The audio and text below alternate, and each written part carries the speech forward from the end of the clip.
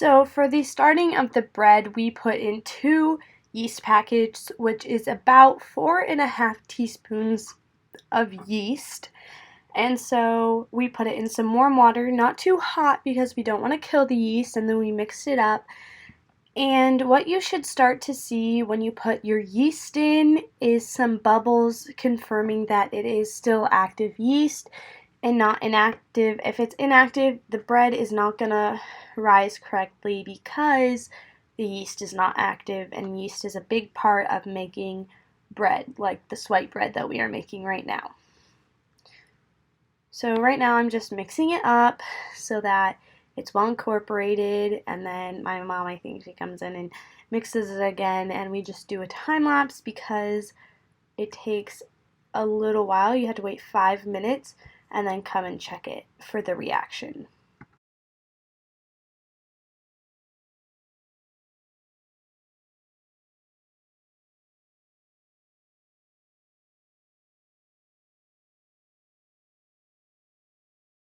So after the yeast was done getting the activation test, I poured it into the mixer, and then I added an extra 2 2/3 cups of warm water to the mixer as the recipe calls for.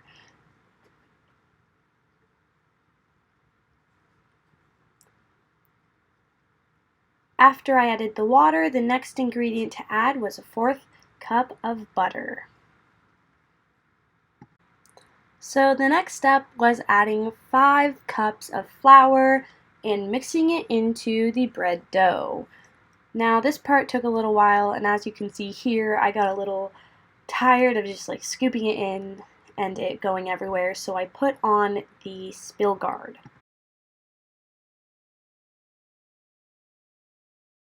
So here we started mixing the dough, and don't worry, we did not have our mixer on that fast. This is just a time lapse because it took a while for the dough to mix on a low to medium setting, and our mixer didn't quite mix it as well as we thought, so we had to stop the mixer a few times, scrape down the edges, and then start it again.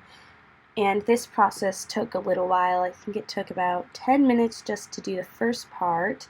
And here I am adding in the additional 4 cups of flour that it takes to do the dough.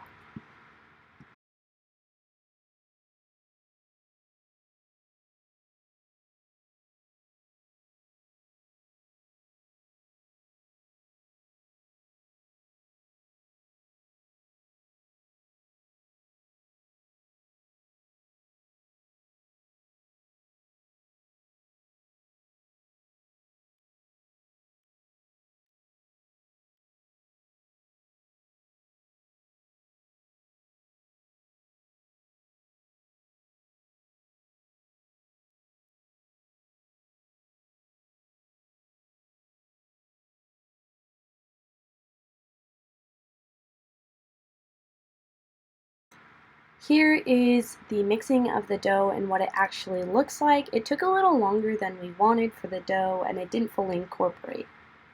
So as you can see here, we switched to mixing the dough by hand because the dough hook in the mixer was not completely mixing in the flour. So I had to start going in by hand and really mixing it, and it took a while for this to work. So here's a little time lapse of that.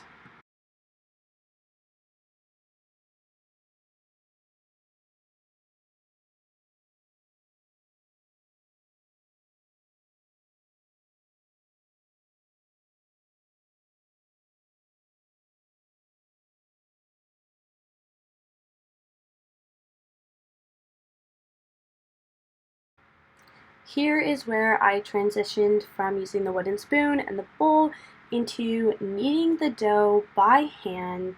And now that I know how to knead the bread dough, you are never supposed to rip the dough or, do it the way I did it. You just want to knead it in a nice way and not ripping it apart or tearing it. You don't ever want to do that with the dough. So tearing holes in it, that's what I did.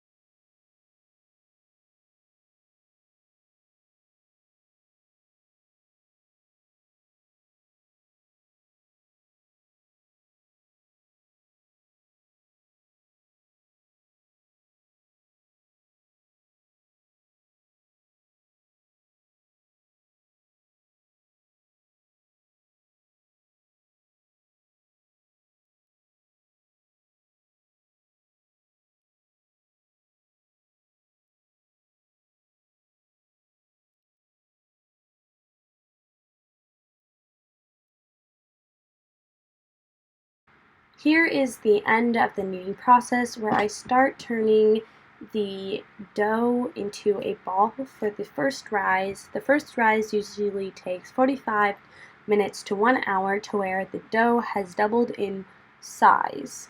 So it should be twice the size that it is now. You want to coat the dough with some flour and then spray a bowl with some cooking spray and then place the bowl down onto the counter and let it rise for the 45 minutes to 1 hour that it takes.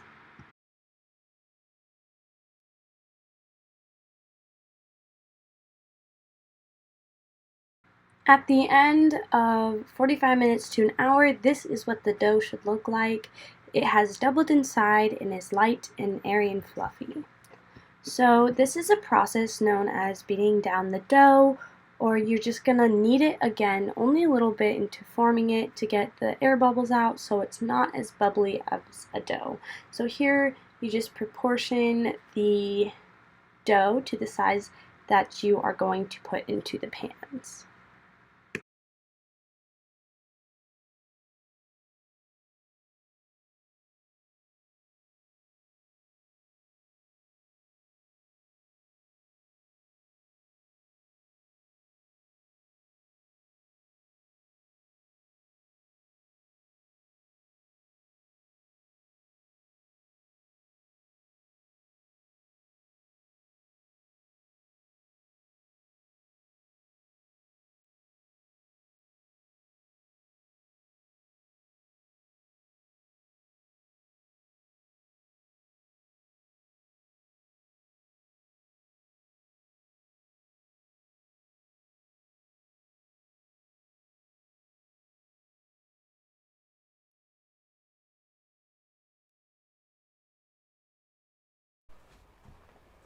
So here is where you want to start shaping your dough into the little round, like oval logs to where you'll put them into your bread pans.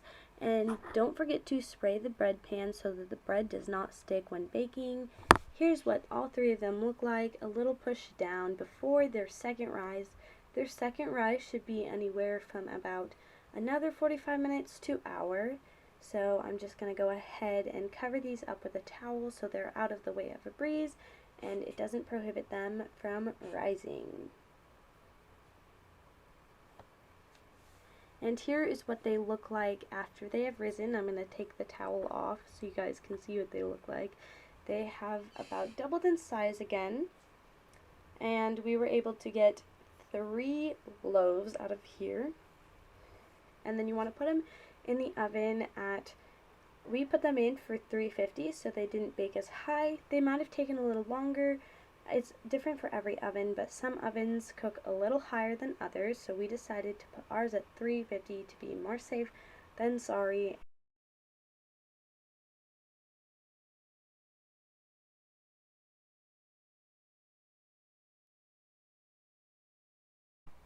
Here is what they look like after being baked in the oven for about 30 minutes to 45 minutes on 350.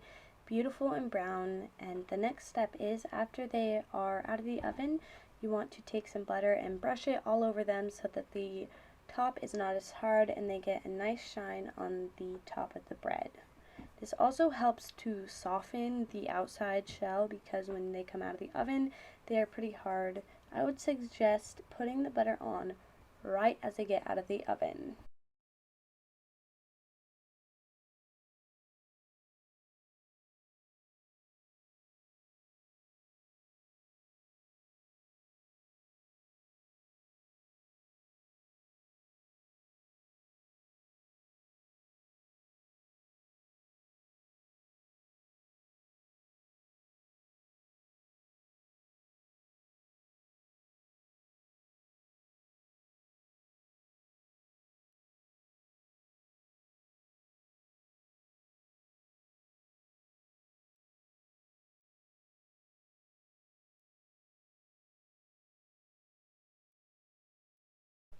So this is what the bread looks like When it is done, it is a beautiful golden brown, and because of the butter, it has a nice shine on the top. The butter helps to soften the top layer of the bread, and here's me making my first slice on the white bread. And after tasting this bread, it is so good when it's warm with a little bit of fresh butter on it. It is so yummy. I highly recommend this recipe to try out with yourself, with your siblings, with your kids. It's amazing. I remember making bread with my family when I was younger, and it is such a fun process to put in some work and get out something super rewarding from it. So I hope that you make this recipe and enjoy it. I got this recipe from the Brown Eyed Baker on her blog, and it is very easy to follow instructions, and it is very good. Thank you guys so much for watching the videos. Don't forget to like, comment, and subscribe. See you in the next video.